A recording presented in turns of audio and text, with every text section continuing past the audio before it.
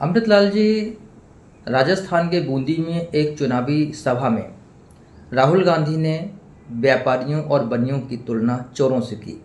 उन्होंने बताया और लोगों को कहा कि देश के व्यापारियों और बनियों की आदत है मुनाफाखोरी और चोरी। किसानों के मुनाफे का सारा हिस्सा ये लोग खा जाते हैं, जिसकी वजह से किसानों की बुरी दशा है। तो क्या राहुल गांधी जी बनियों व्यापारियों को चोर और मुनाफाखोर कहना चाह रहे हैं? आप इस बारे में क्या कहेंगे? मेरी कहना यह है, चोरों को सारे नजर आते हैं चोर। ओह। चोरों को सारे नजर आते हैं चोर। राहुल गांधी जिस कांग्रेस पार्टी के अध्यक्ष हैं, उन्होंने जो संस्था बना रखी है अपनी, उसका एक ऑडिट होता था। हर संस्था का ऑडिट होता है। उस ऑडिट के अनुसार इनकम टैक्स डिपार्टमेंट जो है वो उस पर एक्ट करता है जी।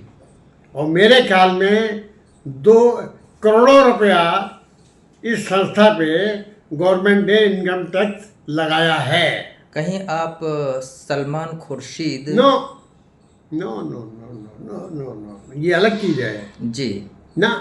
कांग्रेस पार्टी का जो अपना अकाउंट है जी। उस अकाउंट पे गवर्नमेंट ने करोड़ों रुपया इनकम टैक्स का लगाया है।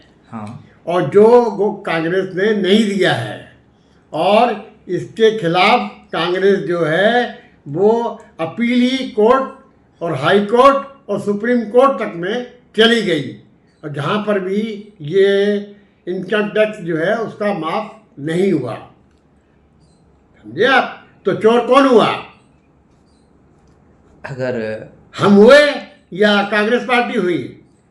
अब दूसरी तरफ कांग्रेस के पास ऐसे नेता हैं जो विकलांग जनों के लिए जो पैसा उनकी संस्थाओं को दिया गया वो पैसा भी खा गए और उन्होंने कोई कैंप नहीं लगाया। यानी सलमान खुर्शीद की doctor Zakir Hussain memorial trust, हाँ, जिसके प्रोजेक्ट डायरेक्टर थे ये, और दिव्यांगों के लिए सरकारी पैसा लिया। जाकिर हुसैन मेमोरियल ट्रस्ट को 71.5 लाख रुपए का इन्हें वो दिया, अनुदान दिया गया, जो इन्होंने विकलांग लोगों को देना था।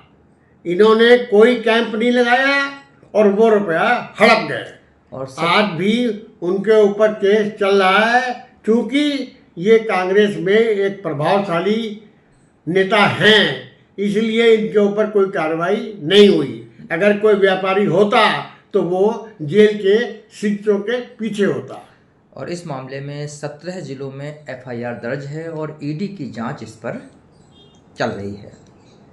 ये ईडी की जांच कितने साल से चल रही है?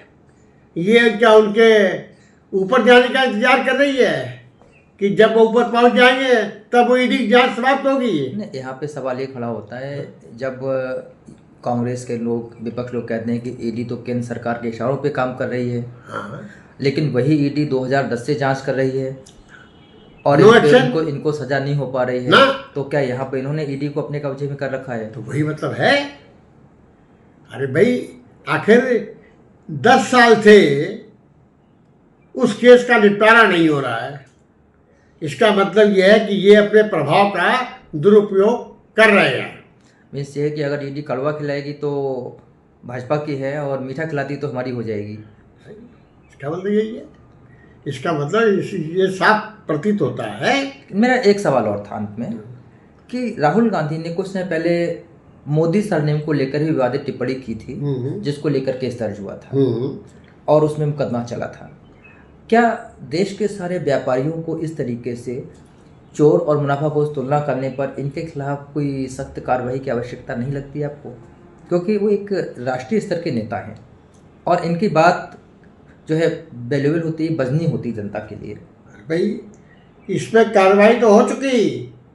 इनकी संसद सदस्यता भी खत्म हो गई थी। मोदी सरनेम केस में हुआ था। मोदी सरनेम पे हुआ था ये जी। तो इसलिए इनको बड़े एहतियात से इस टाइप के बयान देने चाहिए। नहीं, इस समय जो इन्होंने कही, चूंकि आप भी एक व्यापारी हैं और पीलीभीत ही नहीं, लगभग उत्तर प्रदेश के जाने माने व्यापारी हैं, आपकी भावनाएं भी इससे काफ़ी आहत हुई हैं, क्योंकि एक उंगली सीधे आपकी तरफ भी उठ गई। मैं इस बयान का घोर निंदा करता हूं और ऐसे बयान किसी राजनीतिक व्यक्ति को नहीं देने चाहिए। लाल जी, व्यापारी जिस भी जगह से जुड़ जाते हैं उस जगह को चमन कर देते हैं, उसका पूरे का पूरा रूपरेखा बदल देते हैं। आप पिछले 25 सालों से दिव्यांगों के लिए काम कर रहे हैं और अब तक लगभग 1 लाख से अधिक लोगों को आप लाभान्वित करा चुके हैं अपने कैंपों के माध्यम से। आप ये सब काम किस तरह से करते हैं? ऐसा है, हमने पिछले 25 सालों से विकलांगता के क्षेत्र में जो कार्य किया, चाहे उन्हें ट्राईसाइकिल, व्हील चेयर, बैसाखी, कैलिपर के बांटने का काम किया, वहीं लोगों के कृत्रिम हाथ और पांव लगवाने का कार्य किया। इसके साथ साथ हमने जो है हर महीने की 12 तारीख को लोगों को आँखों का कैंप लगाने का काम किया, जिसमें हम लोगों को कैटरेक्ट के ऑपरेशन, दवाएं तथा चश्मे निःशुल्क बांटते हैं। क्या आप इसके लिए कोई सरकारी अनुदान लेते हैं? हमने आज तक किसी सरकारी योजना से या किसी MP MLA से कोई सहायता नहीं ली। आपकी संस्था की कई शाखाएं हैं, मेरा मतलब कहने कई जगह लोग जुड़े हुए हैं और वो भी इस तरह के काम करते हैं, जिनमें हरदोई की सुमत जैन जी का नाम भी आता है। हाँ, वो भी ये सब कार्य किस तरह से करते हैं? इनका रिसोर्सेज क्या रहते हैं? सब अपने अपने स्रोत से पैसा लेते हैं, अपने व्यापारी भाइयों से पैसा लेते हैं, अपने रिश्तेदारों से पैसा लेते हैं, अपने साथियों से पैसा लेते हैं, लेकिन किसी सरकारी संस्था से कोई पैसा या कोई हमने जो है वो अनुदान नहीं लिया है।